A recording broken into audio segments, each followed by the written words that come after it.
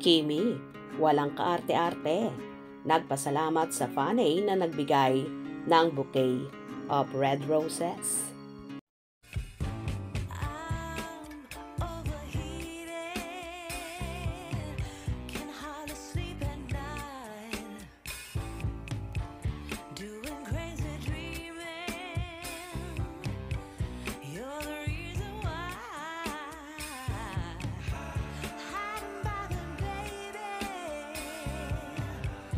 Kaya mahal na mga fanay niya si Kim Chiu ay dahil na-appreciate nito ang mga ibinibigay sa kanya ng kanyang supporters.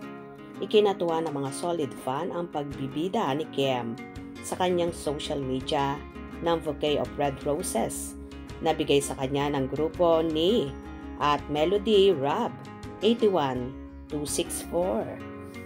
Ipinakita nito sa kanyang ex-post ang screenshot ng larawan ni Kim na hawak ang bouquet ng bulaklak habang naglalakad sa hall ng Kapamilya Studio. Suot ang isang red dress at bitbit ang bag na ibinebenta nito sa kanyang bag business na House of Little Bunnies. Ang nasabing shot ay para ipromote ni Kim ang kanyang bags na ipinoste niya sa kanyang social media. Sinamahan din ng fanay ang post nito ng rider ng Grab na kinuha ang in-order nilang mga bulaklak.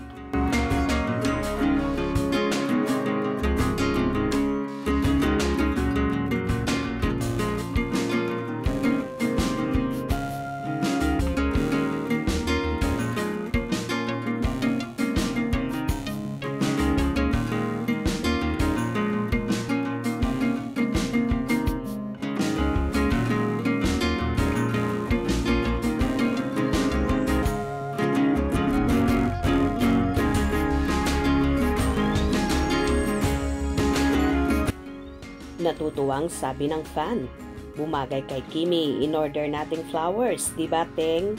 Hehehehe. Tsaka always maganda rin naman. Pinipili ko rin, kaya pinakuha ko agad."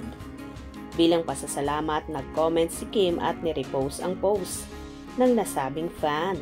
Say niya, "Thank you po sa flowers." Maraming beses nang ibinida ni Kim ang mga regalo at bigay sa kanya na mga fan, gaya ng damit, accessories, at kung ano-ano pa. Kaya naman marami ang naaaliw kay Kim dahil hindi ito maarte at binibigyan niya ng halaga ang mga regalo sa kanya ng kanyang mga supporters. Ganyan nga mapagmahal si Kimi sa kanyang mga tagahanga na talaga namang pinasasalamatan niya ng todo. Kahit ito ay maliliit na bagay, ay binibigyan ng importansya ng multimedia idol. Hope you enjoyed. Please subscribe for more info.